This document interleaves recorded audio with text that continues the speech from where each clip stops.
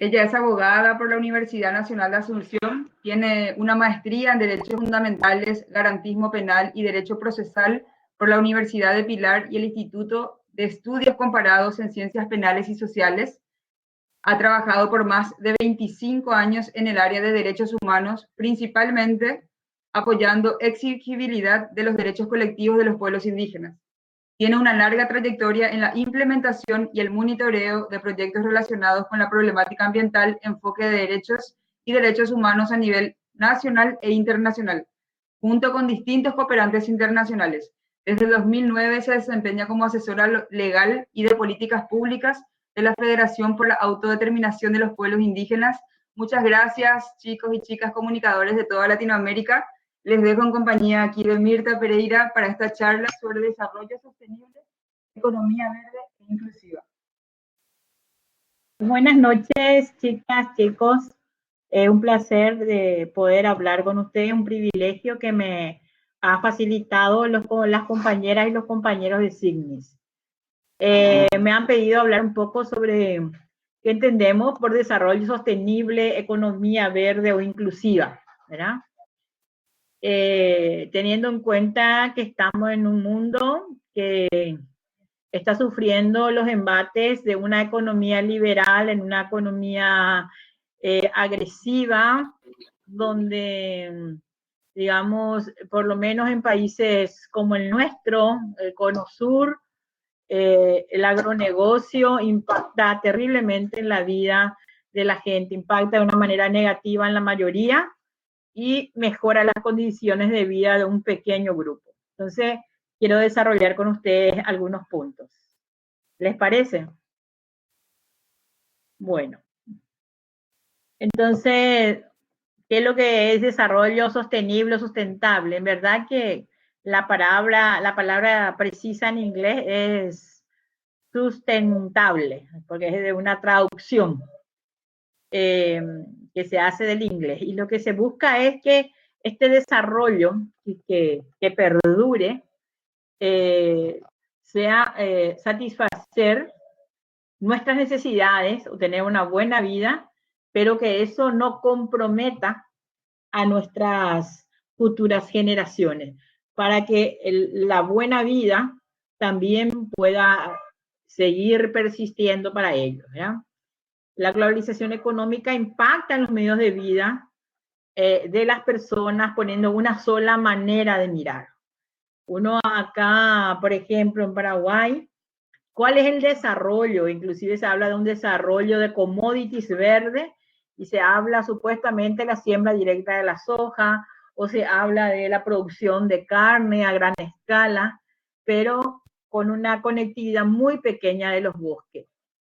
Entonces, lo llaman economía verde, pero no, y ven un poco el tema solamente de tratar de evitar la deforestación sin poner en consideración la vida de los pobladores de los bosques, que en muchos casos son los campesinos e indígenas. Entonces, viendo esta situación mundial, por sobre todo la crisis en el cambio climático, la crisis de la pobreza y también el hambre en el mundo, Naciones Unidas, en el Concierto de las Naciones, han desarrollado los Objetivos de Desarrollo Sostenible, que se ha conocido también con los ODS, ¿verdad?, en el mundo, para enfrentar y garantizar a las personas que todas tengan oportunidades de mejores condiciones de vida y sin comprometer la vida digamos, la perpetuidad del planeta, ¿verdad?, que es la preocupación de todos. Bueno, ahí comparto, yo creo que la mayoría de las chicas y chicos conocen acá los 17 puntos de los Objetivos de Desarrollo Sostenible, donde ustedes pueden ver que es el fin de la pobreza. Así que este sistema económico, esta economía imperante, produce unas mejores condiciones a un grupo muy pequeño y mucha gente vive en la pobreza. En mi país existe mucha población pobre. Y, por ejemplo, el Banco Mundial ha hecho un estudio de Paraguay diciendo que Paraguay es el país más desigual en toda América. Inclusive una banca multilateral ha podido ver que la economía, como nosotros somos el quinto productor de soja en el mundo, el séptimo de producción de carne en el mundo y teniendo solamente unas 440.000 kilómetros cuadrados, entonces el impacto en la vida de la gente es muy grande. Y la lucha al cambio climático tiene que ver con eso. Bueno, ante esta situación, ante este paradigma, ustedes seguramente como miembros de SIGNI habrán leído y escuchado varias veces al compañero Dalí Contreras hablando de el buen vivir, en el tema desde la perspectiva de la comunicación, ¿verdad? Que ese es un paradigma indígena, específicamente es un paradigma de los pueblos indígenas andinos, ¿verdad? Nosotros lo que somos, estamos en este lado del Cono Sur, en nuestro idioma guaraní es el tecoporá, que realmente en el traducido al español significa el vivir bien, ¿verdad? ¿Y qué significa vivir bien? El poder compartir con el otro y que todo el mundo pueda de una manera solidaria y equitativa poder compartir lo que tiene, ¿verdad?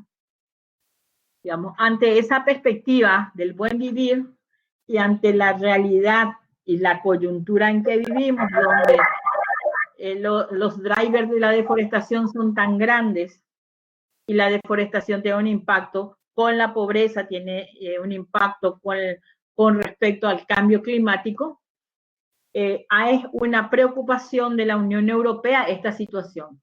La Unión Europea ha desarrollado dos mecanismos para tener como pequeñas salvaguardas en no adquirir, digamos, importaciones de lugares que tengan alta deforestación. Y esa práctica nueva de la Unión Europea no se da a partir de su buena intención, sino que porque la población europea, la gente común como nosotros, presiona a sus propios gobiernos. Por suerte, la Unión Europea sí tiene algunos mecanismos que son recomendaciones, aún no son ciertas normas muy fuertes, pero sí son recomendaciones que se basan en el diálogo intergubernamentales o interregiones como Europa y América, en donde solicitan ciertos resguardos, o como también decimos, a nivel de derechos salvaguardas, ¿verdad? El año pasado me tocó estar con otros compañeros y colegas de todo el mundo que son pobladores de los bosques y estuvimos hablando justamente con la Comisión Europea en Bélgica de la importancia del respeto a los territorios, no solamente de los indígenas, sino de los territorios donde hay bosque. Cuando hablamos del bosque no estamos hablando solamente de árboles, estamos hablando de cultura, estamos hablando de vida, estamos hablando de espiritualidad que conllevan todo su riqueza. Entonces, comparto con ustedes que hace poquito van a ver ahí en el PowerPoint, en julio de este año, hace un mes, la Comisión Europea emitió un comunicado para el Parlamento y para el Consejo en relación sobre cuáles son los motores de deforestación en el mundo, ¿verdad? La creciente demanda de la población de alimentos. Ustedes saben que nosotros, casi el 100% de la soja que se produce, siendo nosotros, que estamos en quinto o sexto lugar de producción de soja en el mundo, nosotros no consumimos soja. Nosotros exportamos casi el 100% de la soja para que coman los animales tanto de China, de Rusia, y creo que ahora también va a través de Argentina a Europa. También el 80% de la deforestación en el mundo es a causa de la expansión del cambio de uso del suelo, que es la deforestación de bosques por tierra apta para la agricultura. También otro de los factores que hay es que en muchos países, especialmente puedo hablar de una manera expresa en Paraguay, no existen unas políticas sólidas y robustas en relación a la tenencia de la tierra, al cuidado y a una, digamos, a una legalización y a una protección jurídica eficiente. Entonces la gobernanza de la tierra sigue siendo débil. Los impactos negativos en los bosques también pueden recurrir porque los pastos son bastante invasivos. Bueno, estos son algunos puntos en los drivers o los motores de la deforestación que la Unión Europea ha detectado en su análisis. Seguramente más de uno de ustedes como comunicadores habrá leído en la prensa hace poco, hace días, la gran deforestación que está sufriendo la Amazonía en estos días. Y eso es una preocupación para todos los habitantes del mundo, no solamente para los países los cuales tienen digamos, comparten ese ecosistema. Brasil está teniendo niveles de deforestación altísimos en estos últimos tiempos. Y también la Unión Europea en este documento ha detectado 5 prioridades. Lastimosamente, estas prioridades no son vinculantes, no son exigibles jurídicamente, sino que son, digamos, recomendaciones de buenas prácticas que deben cumplir los países que quieran exportar en Europa. Entonces, uno es reducir la huella del carbono de consumo de la Unión Europea, tener, digamos, fomentar el consumo de productos de cadena de suministros libre de deforestación. Ellos hacen un análisis de los productos que importan desde su producción, desde su elaboración, y van viendo todo el proceso hasta llegar a Europa. Entonces ellos, el punto que ven es que el producto que ellos reciban no ha sido fruto de una nueva deforestación. Otra de las actividades que hicieron es trabajar en asociación con países productores para reducir la presión sobre los bosques, también fortalecer una cooperación internacional para detener la deforestación, porque ustedes saben que una de las causas de calentamiento del mundo y el cambio climático que avanza muy fuerte, no solamente es por la quema de dióxido de carbono de los combustibles fósiles, sino también un 40% tiene que ver con la pérdida de bosques y que quiere decir otra cosa más que la deforestación. Fortalecer, digamos, la cooperación internacional, redirigir financiamientos y apoyar la calidad y la disponibilidad y acceso a la información sobre los bosques. En este aspecto, es importante que nuestros países también podamos visibilizar la situación de nuestros bosques, porque nuestros bosques no son solamente elementos, digamos, donde se guarda una biodiversidad, sino que tiene que ver con la economía de muchos pueblos. Por lo menos en mi país, los pequeños agricultores y los pueblos indígenas, su economía se basa en una estrecha relación con el bosque.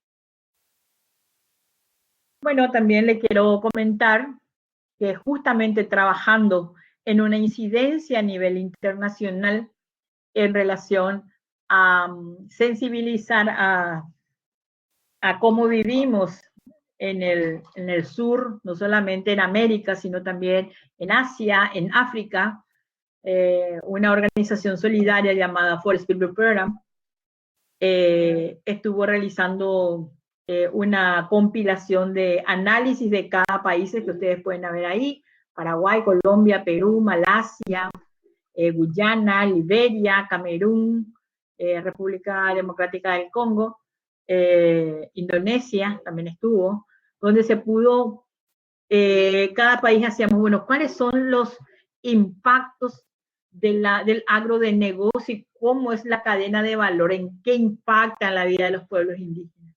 Y ante eso, ¿qué se puede hacer? Bueno, y eso ha contribuido a un análisis y ese análisis ha sido presentado tanto a la Unión Europea como a la plataforma de Ámsterdam y como también a los países que ya se están retirando de la Unión Europea, como Gran Bretaña, Reino Unido, mejor dicho. Y lo que se puede decir es que nosotros no podemos hablar de nuevos paradigmas de desarrollo cuando tenemos una presión impresionante sobre nuestros territorios, donde la producción actual imposibilita la creación y la aplicación de un desarrollo propio, de un desarrollo con identidad, de un desarrollo que tiene que ver, que tiene que tener una armonía. Nosotros no podemos decir que un desarrollo es único, que hay una sola manera de desarrollo sostenible. El desarrollo sostenible se da en relación a combinaciones de culturas, ecosistemas, ecorregiones, formas de vida, y se dan en pequeños espacios, porque un desarrollo sostenible tiene que ver con una cuestión cultural, tiene que ver con una cuestión ambiental y tiene que ver también con una situación, digamos, del contexto en que se encuentra. No es lo mismo un desarrollo que se pueda ver en una ecorregión húmeda de muchos bosques, como puede ser la Amazonía, que en un lugar como es el Chaco, que es una región semiárida que tenemos y que compartimos Paraguay, Argentina y Bolivia. Entonces, estas documentaciones, este análisis sobre la cadena de suministro de valor, lo que tiene de adicionalidad e importante este análisis que hemos hecho con este mecanismo de Cerrando Brecha es que el tema de los derechos humanos es fundamental. No se puede hablar de desarrollo sostenible o un desarrollo propio sin ver todo el contexto, no solamente la perspectiva de la lucha contra la deforestación, sino que esa lucha contra la deforestación debe estar basamentado, tener su plataforma como que en dos pies muy importantes, en los derechos humanos fundamentales y derechos sociales, y también en un derecho de una economía propia basada también en el cuidado del ecosistema. También hemos hablado que no podemos hablar de un desarrollo propio de los pueblos y comunidades locales cuando en muchos de nuestros países no se tienen asegurado el territorio, no se reconoce la tenencia de la tierra y no se respeta a los pobladores tradicionales, ¿no? También decimos que tendría que haber una moratoria, reformas gubernamentales, compromisos de empresas para prohibir en especial la tala y desmonte de nuestros territorios, y que se debe promover y aplicar de una manera efectiva la salvaguarda de los derechos. Muchas veces vemos que algunas empresas hablan de compromisos sociales, responsabilidad social, y lo que necesitamos son compromisos y responsabilidad en derecho. Estamos hablando de sujetos de derecho. Cuando hablamos de las comunidades locales, cuando hablamos de los pueblos indígenas, estamos hablando de sujetos de derecho, no solamente sujetos de caridad, ¿verdad? Y esa mirada se debe construir conjuntamente con la sociedad y los gobiernos y las empresas. Y se tiene que desconstruir una mirada solamente economicista. Y también debemos que buscar políticas públicas que sean aplicables tanto de una manera nacional, subnacional, para que se pueda respetar los derechos y los derechos tanto de las personas como el derecho de nuestra propia tierra, ¿verdad? Bueno, este es un movimiento que está de la sociedad civil, que ustedes van a poder leer un poco más en la bibliografía que también acompaña al PowerPoint, o después lo puedo facilitar también, ¿sí? Si hablo muy rápido, disculpen porque hablo nomás luego yo muy rápido. Bueno, ahí pueden ver una foto, comparto con ustedes, esta es una foto de una comunidad indígena del pueblo Mbua Guaraní, donde justamente cuando hablamos de un desarrollo con identidad, cuando hablamos de un desarrollo comprometido con el pueblo, estamos hablando de formas de vida y de seguridad para esa gente, a ese niño, esa joven madre, ese bebé que está amamantando. Ellos tienen que tener el derecho también, igual que sus padres y sus abuelos, de conocer sus árboles tradicionales, de conocer su cultura, la historia de sus deidades que viven en esos bosques. Si se pierden esos bosques, ¿qué les queda? Bueno, ahora quiero compartir también con ustedes otra instancia que tienen los pueblos indígenas y las comunidades locales de hacer lobby, porque en muchos de nuestros países específicamente los países del sur, no se caracterizan justamente por el cumplimiento de las normas y estándares de derechos humanos. Muchas leyes en nuestros estados son buenas palabras, pero que no se desarrollan en políticas públicas. Y entonces podríamos crear alianzas con compañeros y compañeras, especialmente de Europa, que donde tienen una cierta presión con sus países, y entonces estos países pueden poner ciertos parámetros o ciertas normas o ciertas reglas a lo que van a importar. Un ratito voy a tomar un poquito de agua.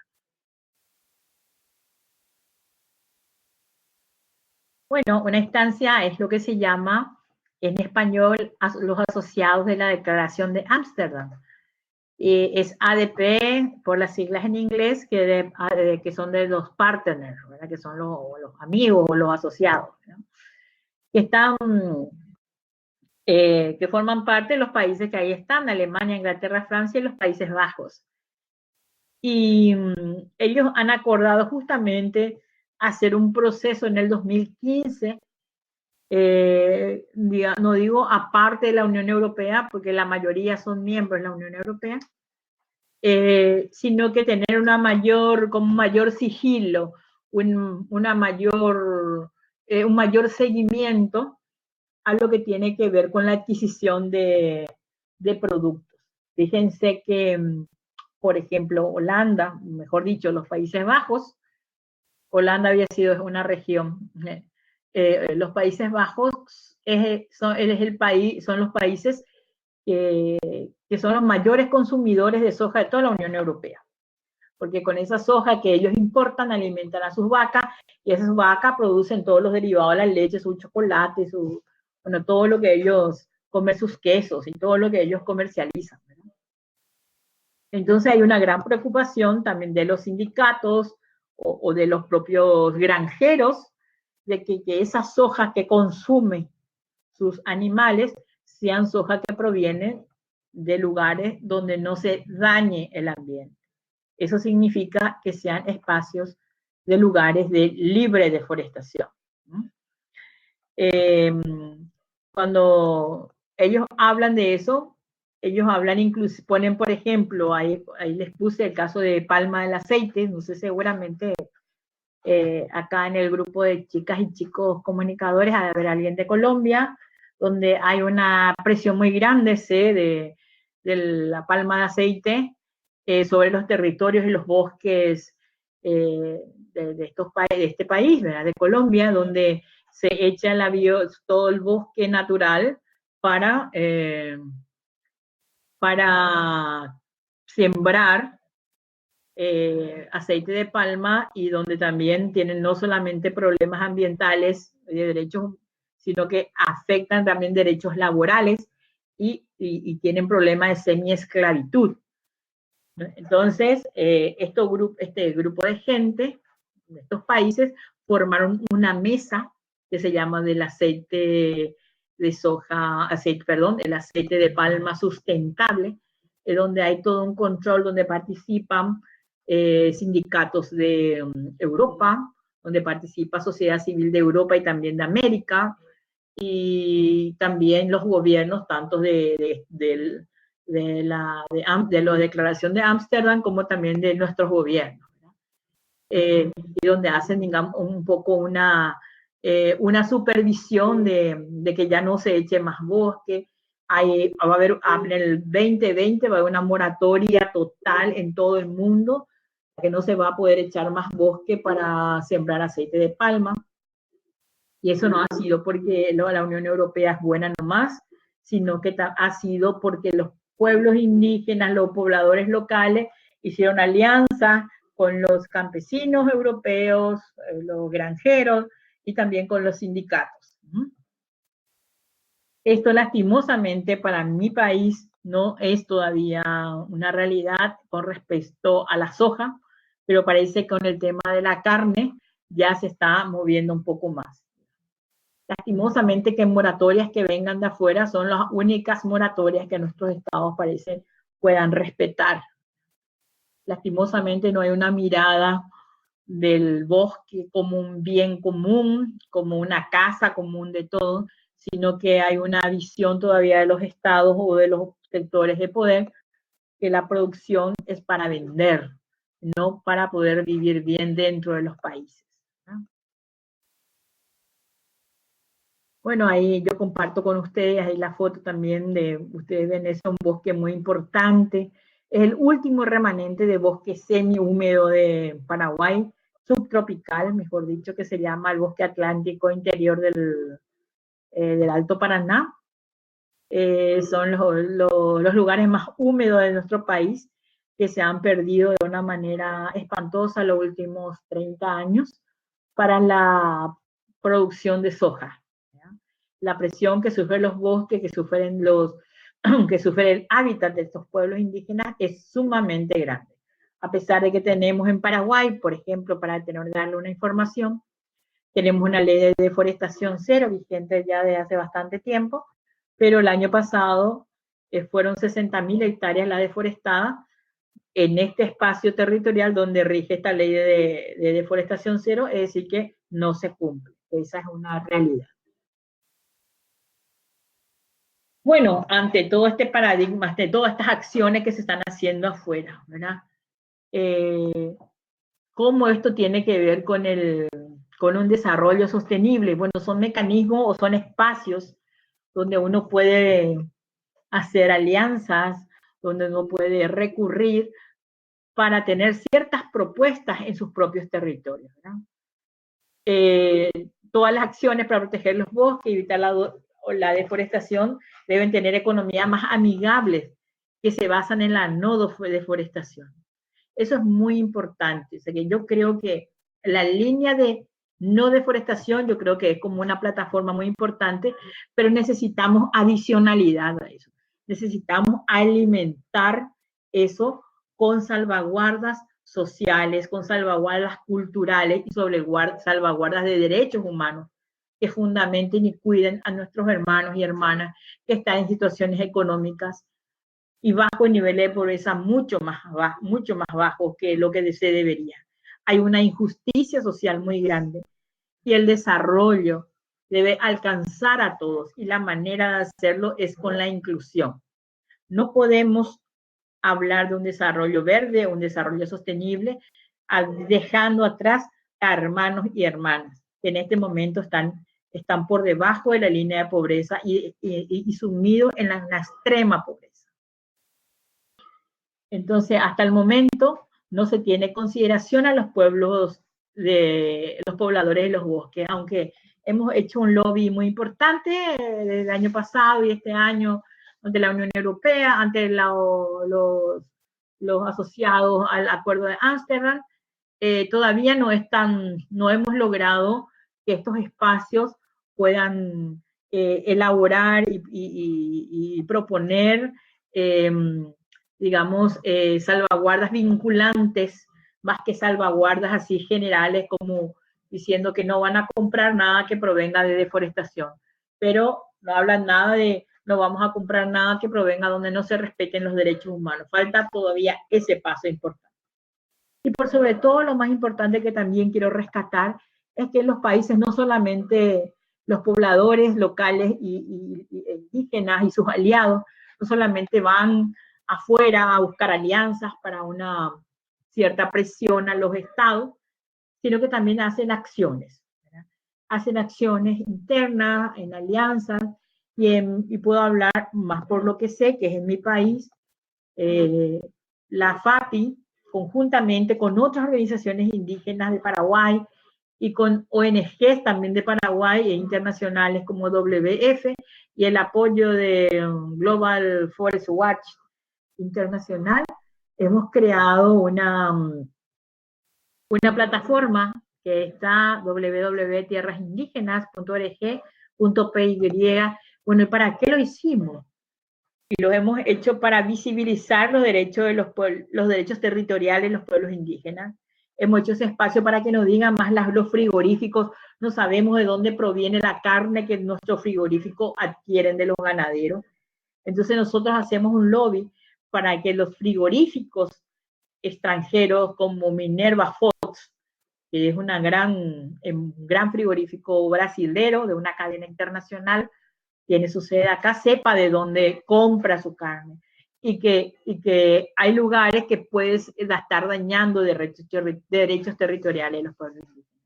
Y sabemos de una manera ahora efectiva que estas empresas están tomando esta información para hacer sus negocios.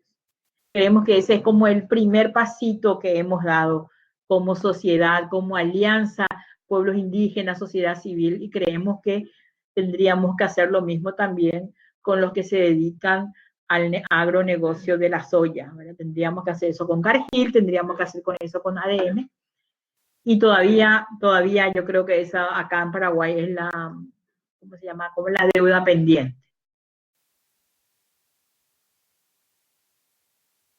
Bueno, ante todo lo dicho y presentado, ¿qué propuesta concreta ante el nombre de este desafiante de desarrollo verde o desarrollo sostenible? Por eso no podemos decir que hay una sola manera de desarrollo alternativo o sustentable o sostenible, sino que tiene que ver las economías, tienen que basarse en un respeto a la cultura, al medio ambiente y a los pobladores donde se desarrolla. Y también hay un punto que a mí me gusta muchísimo que dice acciones pequeñas en todos lados, sumadas y aliadas, pueden tener un impacto global. Por eso me parece que ese es el mecanismo, no buscar otro sistema no buscar el antítesis del neoliberalismo como una gran corriente, sino que construir con la gente medios de vida acordes a su cultura, a su visión y a sus propias vidas, para que tengan un mejor vivir, para que puedan no solamente no pasar hambre, sino que se puedan desarrollar acorde a lo que ellos son. Por ejemplo, en Paraguay viven todavía un grupo del pueblo Ayoreo Totobigo Sode en aislamiento voluntario total. Ese pueblo sí tiene un desarrollo propio y su mecanismo o su forma de desarrollarse o autodeterminarse es no hablando con nadie, no relacionándose ni siquiera con sus parientes.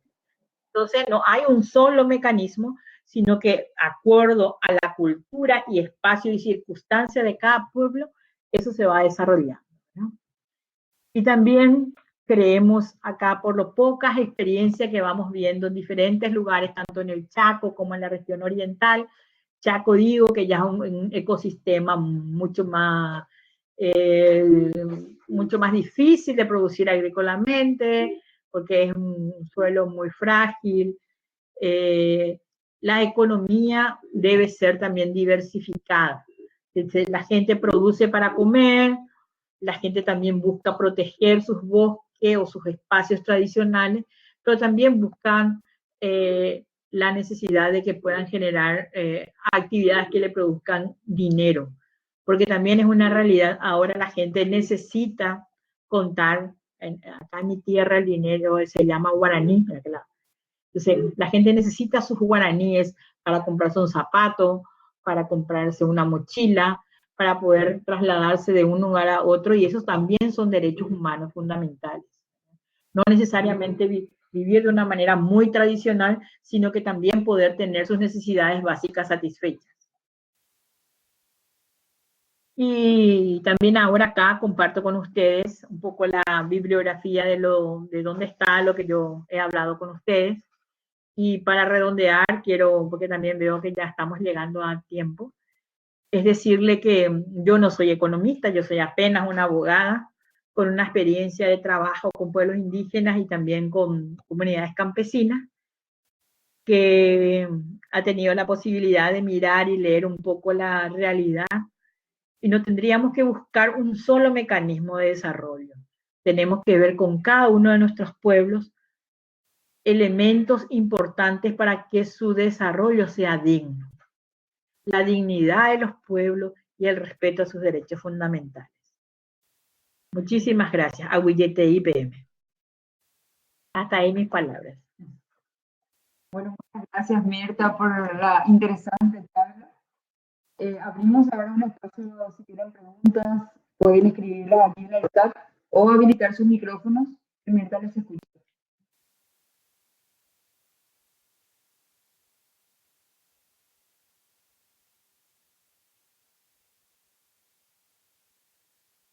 Bueno, yo para comenzar, para romper el hielo, tengo una pregunta. En marzo de 2020, el Papa, por ese entonces, el Papa Francisco, en mayo de este año, convocó a los economistas de todo el mundo para reunirse en Asís el año que viene, para empezar a pensar en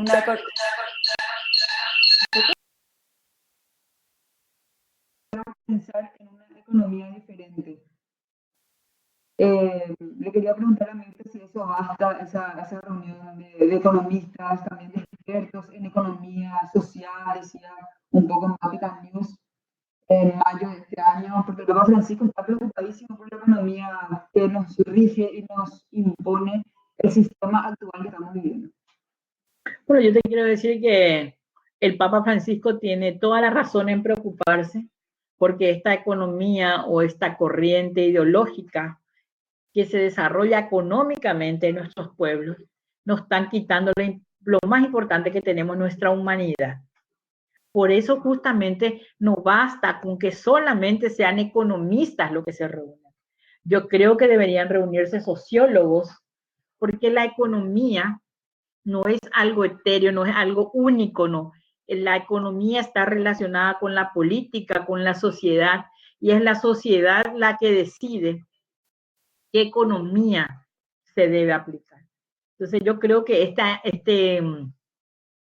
iniciativa del Papa, que cual yo admiro muchísimo, el Papa creo que es un hijo y hombre de su tiempo, en el que está dando realmente un mensaje y un testimonio del Cristo que nos acompaña en esta vida, en esta situación que es sumamente difícil para los cristianos, donde el ser solidario ya es una exigencia. Como cristianos no podemos vivir en una economía que viola los derechos fundamentales de los pueblos.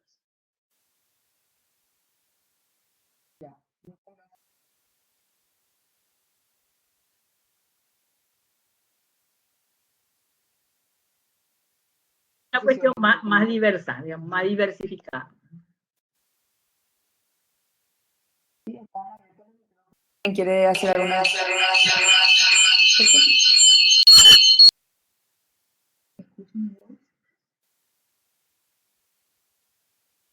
Bueno, espero que no haya aburrido o que no.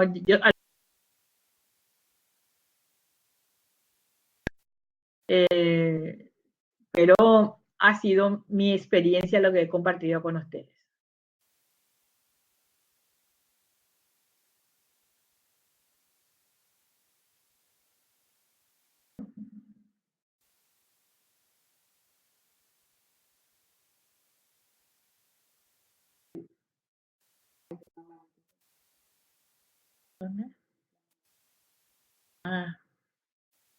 ¿Qué tengo que hacer? Julio.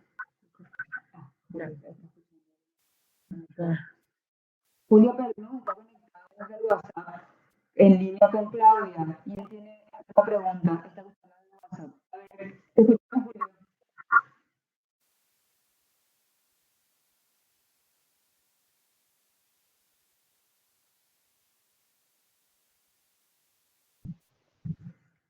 Fernando también toca su mujer. Buenas noches. Buenas noches, Fernando. Volvemos contigo y con Julio.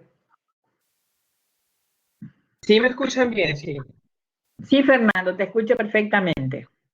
Gracias. Yo te hablo desde Colombia y pues que quedé muy conmovido con lo que planteabas y también conmovido y quedé muy emocionado de saber que Colombia es parte de muchos de los acuerdos y propuestas que tú planteabas. Y bueno, y de otras propuestas de planteamiento nos hemos valido como país. Gracias por tu presencia aquí con nosotros y tu aporte. Y mi pregunta va un poco más también quizás asimilada al tema de la comunicación. Cómo nosotros como comunicadores, sobre todo jóvenes, podemos contagiar estos modelos inclusivos de economía verde, porque por ejemplo recordemos que también hablamos de economía naranja. Yo creo que en nuestros pueblos, que es una economía totalmente extractivista, en el que utiliza el ser humano, y me gustó mucho cuando hablaban de la economía verde. ¿Cómo podemos hacer para que la economía verde sea un lenguaje utilizado, más que un lenguaje utilizado, sea algo que motive y que de utopía pase a ser realidad, sobre todo en medio de los jóvenes, que es el factor que a mí me preocupa bastante porque a veces nos llevan otras cosas a otros lados, pero no nos importa mucho esto.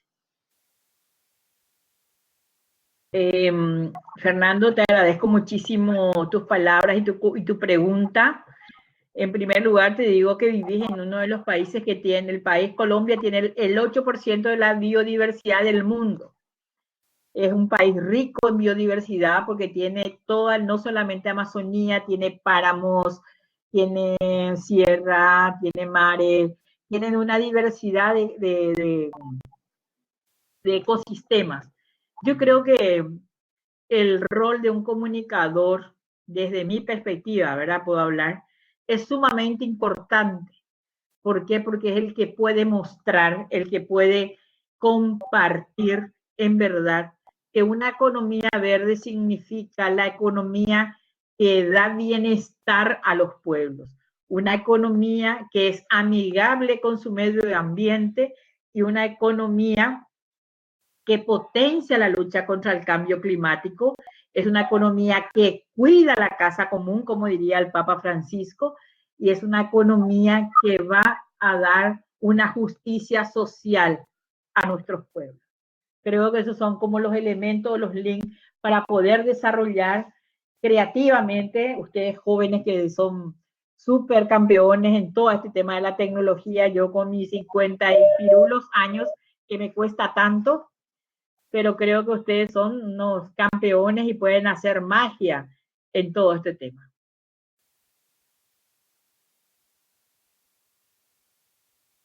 Muchas gracias por tu aporte, Nita. Gracias, Fernando.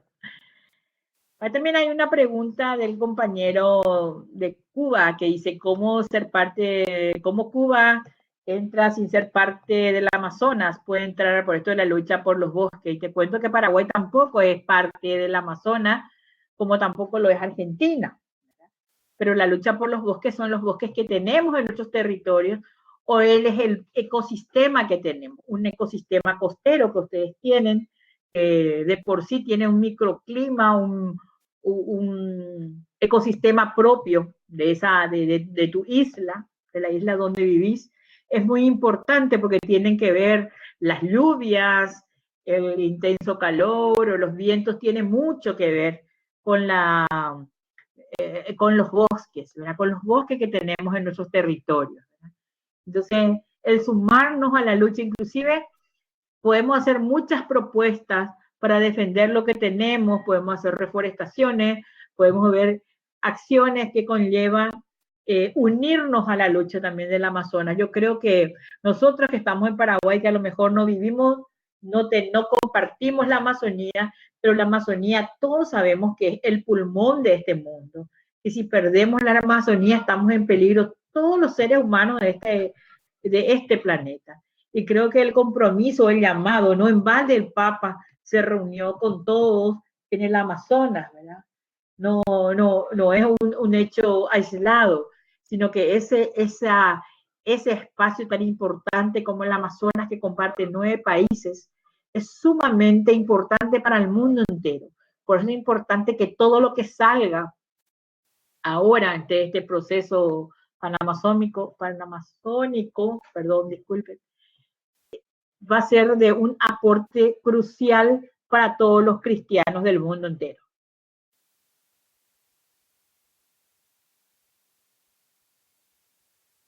Espero haber contestado.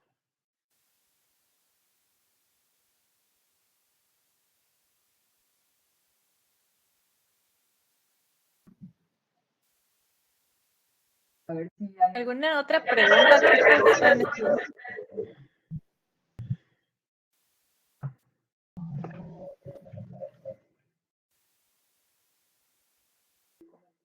O pueden, si quieren comentar algo, o pueden contar algo de sus países.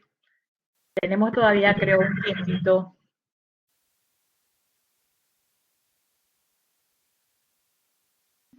Yo tengo otra pregunta. Bueno. Sí, nuevamente Fernando de Colombia. La pregunta es cómo nosotros podemos incluirnos dentro de esos espacios sociopolíticos de participación ciudadana, porque a veces también siento mucho que son espacios muy cerrados y que a veces no involucran mucho al pueblo, lo que tú decías. Van a talar un bosque, pero el último en enterarse es el pueblo que vive en el bosque, no es todo lo contrario. Entonces, nosotros, ¿cómo podemos también, desde una economía verde, sostenernos también como comunicadores? Porque tú sabes que ir a cubrir un evento en la Amazonía como comunicador freelancer, pues va a costar un poco más si no hay alguien que te envíe. Y cómo también nosotros, coherentemente, podemos aplicar esa economía verde vinculándonos a esos espacios sociopolíticos, como lo decía Majo, en esa en ese encuentro de economistas, con el COP24 que se aproxima, o en todas las actividades que hay con la lucha contra el cambio climático y también para el desarrollo sostenible. Bueno, eso no es tanto una pregunta, sino que ese es un gran desafío, ¿verdad? Siempre se hacen propuestas de políticas públicas sin la participación de la gente, ¿verdad? Esa es una realidad en nuestros pueblos, ¿verdad?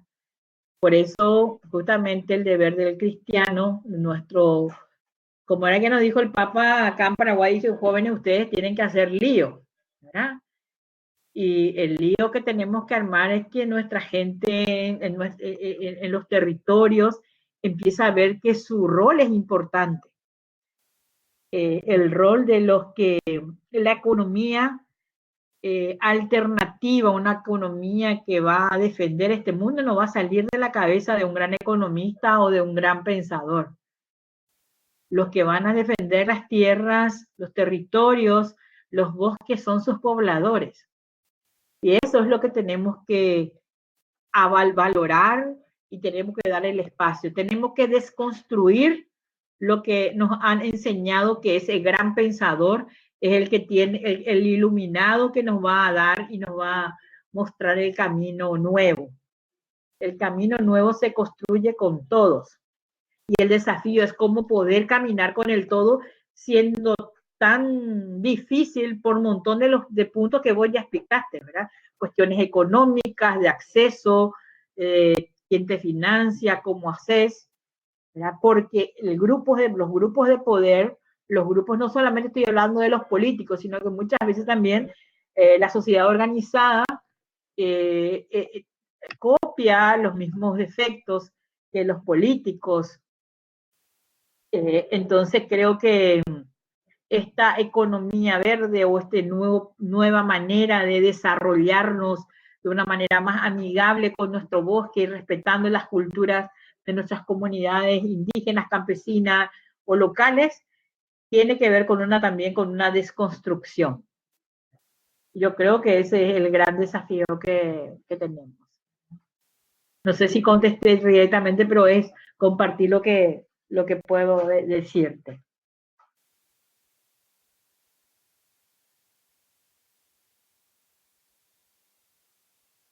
Gracias, Mirta. Muchas gracias por responder.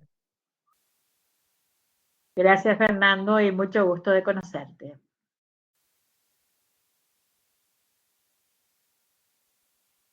Bueno, y así vamos llegando a nuestra hora de cierre de la charla. Interesante aquí con Mirta. Muchas gracias por tu tiempo, el esfuerzo que hizo en el poco tiempo que tiene.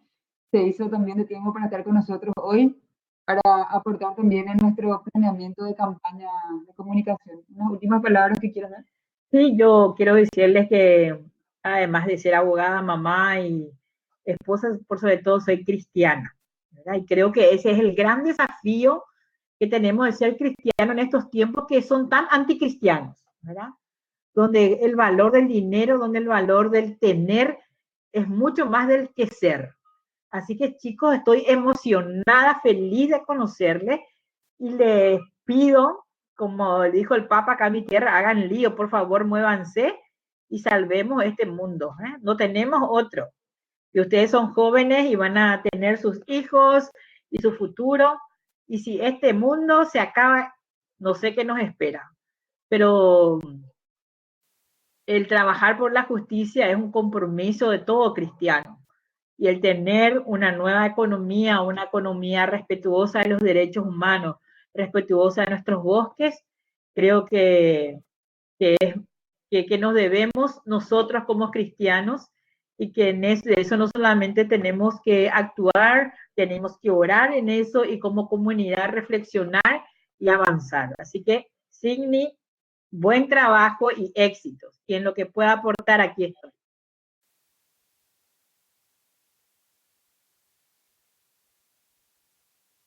Bueno, Vanessa dice, muchas gracias Mirta, un gusto escucharte. Daniela dice, Mirta, todo muy claro, muchas gracias.